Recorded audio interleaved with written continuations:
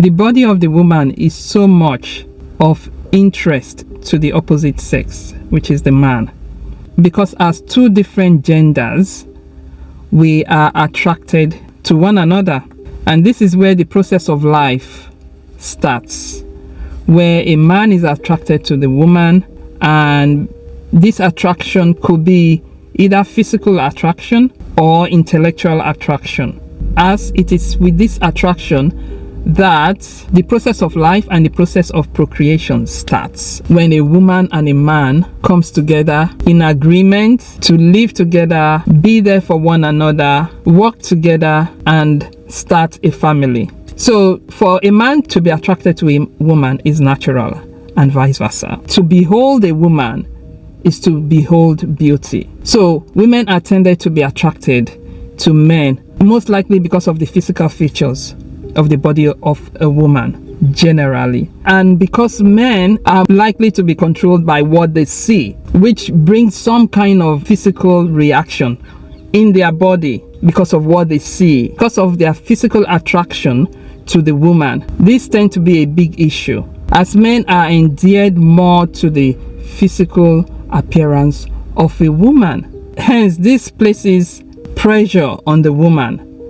because the woman understands this attraction that comes from the man.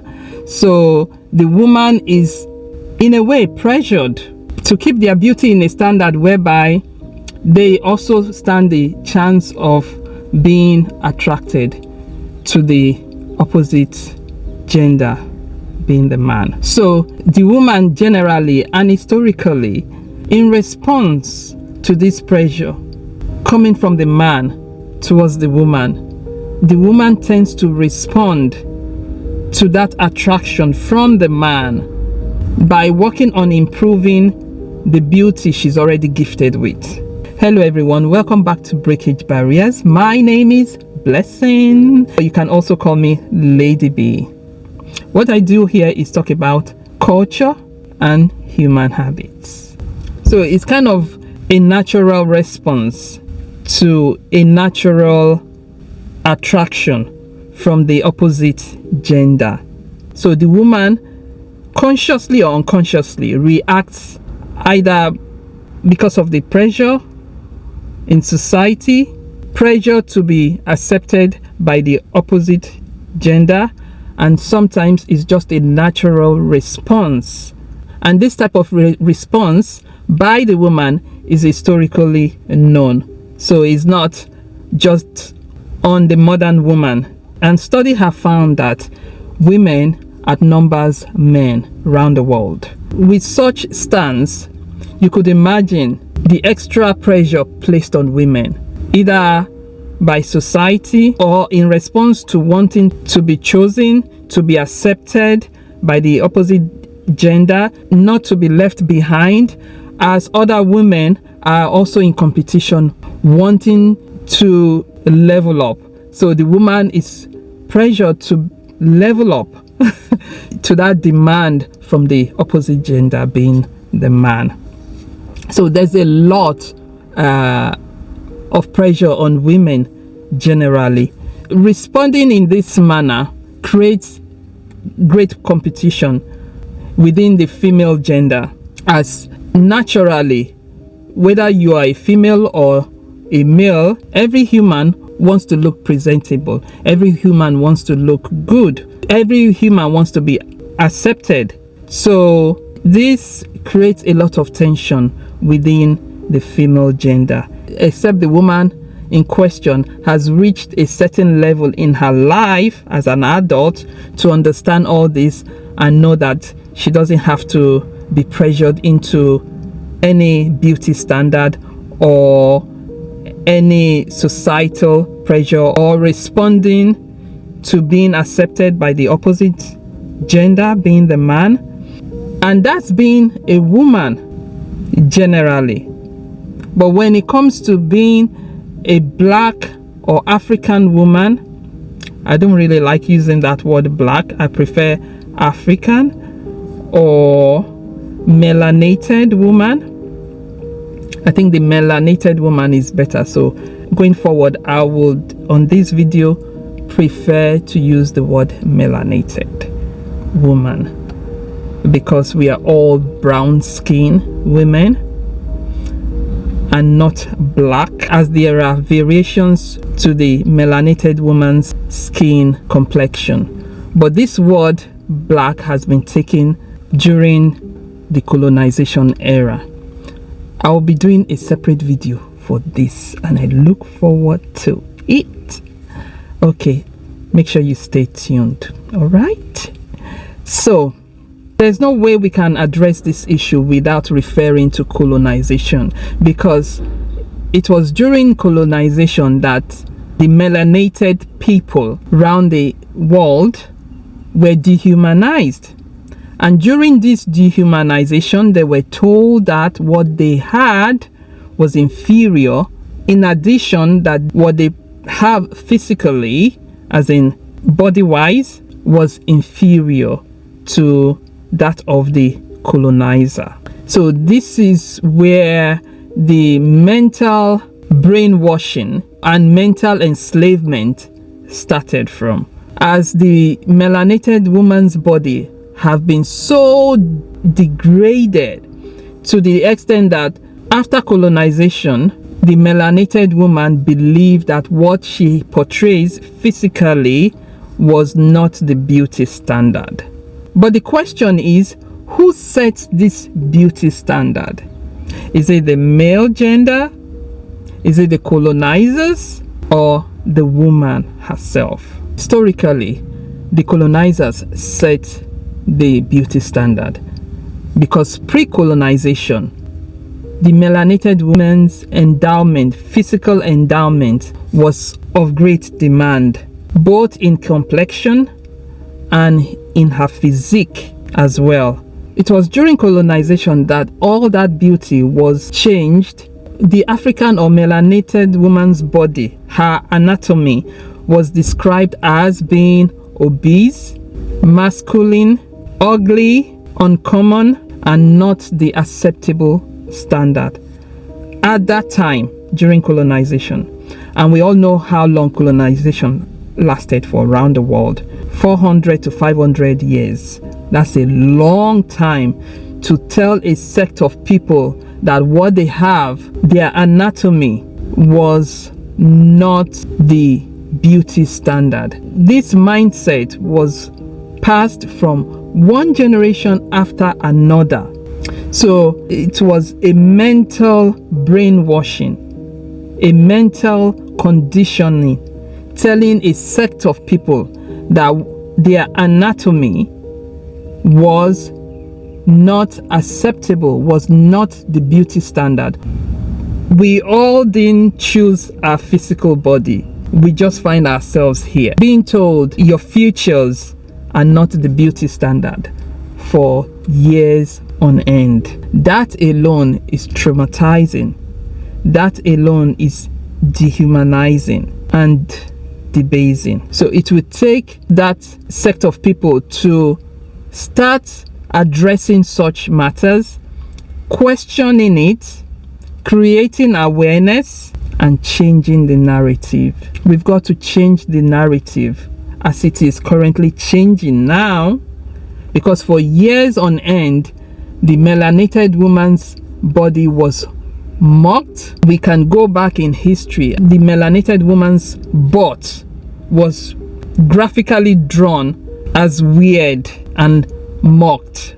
The melanated woman's size of breast was mocked for years.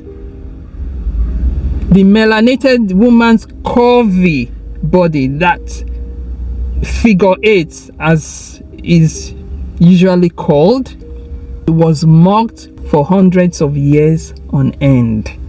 But currently, it seems the narrative is slowly changing, even without much effort. And I wonder why. That something that has been condemned for hundreds of years as not being the acceptable type of body, as not being the right anatomy to have, is suddenly being accepted. could remember years back when I was much younger, the size of my lips, even back in Africa, was questioned. I was told numerous times that my lip size was too big, and these are my natural lip size. I didn't have to do any filler, and I'm not the type to even go into all that. So it's amazing, it's amusing rather, that currently, after being told for hundreds of years, after my ancestors were told for hundreds of years during colonization and afterwards, that their anatomy, the size of their butt, the size of their lips is not a beauty standard, is overly owned and displayed, that the anatomy of a melanated woman is superfluous, too curvaceous, too big, too extra, to this, to that. And now we can see that every woman from all ethnicity want to have that superfluous body, want to have that superfluous lips, want to have that superfluous boobs. And you wonder, how? Why now? After telling this sect of melanated people that what they have is not of beauty standard, and now suddenly everybody wants to have that. Thinking about this intellectually, you can see that it's not the body type of the melanated woman that is not beautiful or of a beauty standard. Is that this body or superfluous body has been a source of threat to other women who don't have all of this. Instead of appreciating the melanated woman, letting her know that, oh, you've got this size of butt is beautiful, and you've got that size of lips is beautiful.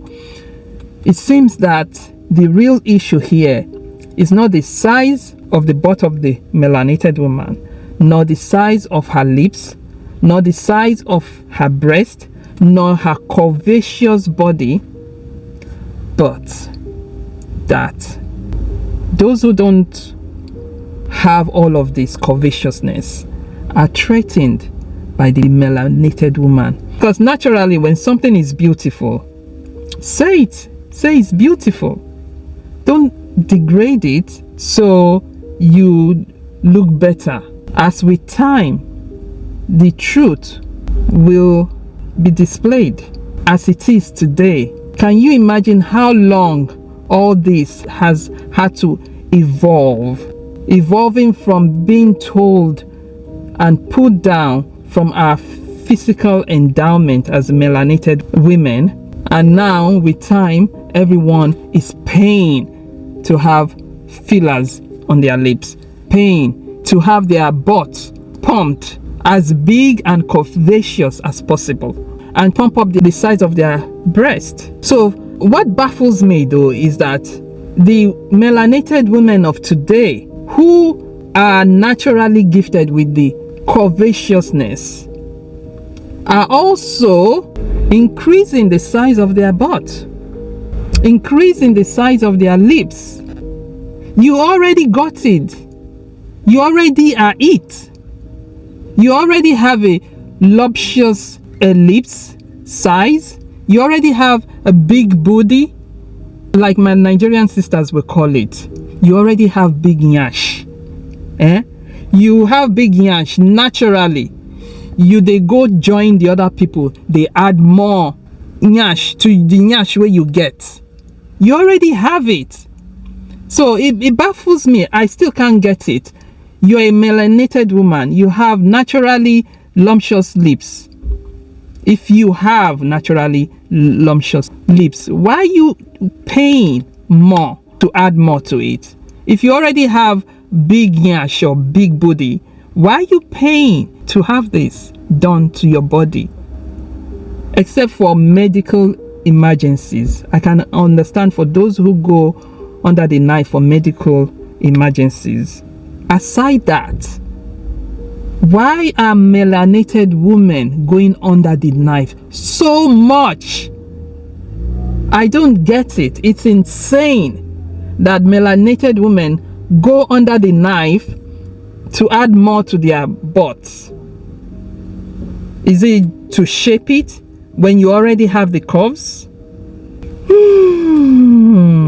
I mean, for the women who don't have this and have the desire to have it, and they can afford it, it's, you know, it's their choice. But if you've already got it and you still going under the knife, to do what? To add more to it? So we can see that the beauty standard is naturally taking effect, is naturally evolving back to what it was originally pre-colonization as the acceptable beauty standard for women. I would like to correct this as well. Aside the beauty standard set by society, woman out there, you set your own beauty standard. And so if you don't have big booty, set it as your beauty standard. If you don't have lumptious lips like I do naturally, set your lip size as the beauty standard. You don't have to bow to anybody's beauty standard, because guess what? You did not create yourself. You only found yourself in the body that you have. That's what you've been gifted with. Be content with that.